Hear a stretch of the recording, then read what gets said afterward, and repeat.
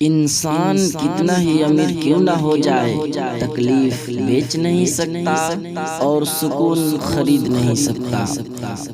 हर तबाही के लिए किसी की बद्दुआ जरूरी नहीं होती, किसी का सब्र भी आपको तबाह व बर्बाद कर सकता है। ऐसे जियो कि अपने आप को पसंद आ सको।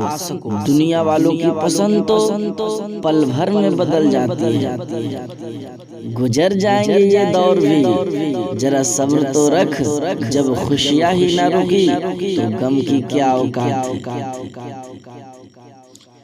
परेशान होने वालों को कभी न कभी सुकून मिल ही जाता है, लेकिन परेशान करने वाले हमेशा सुकून की तलाश में ही रहते हैं।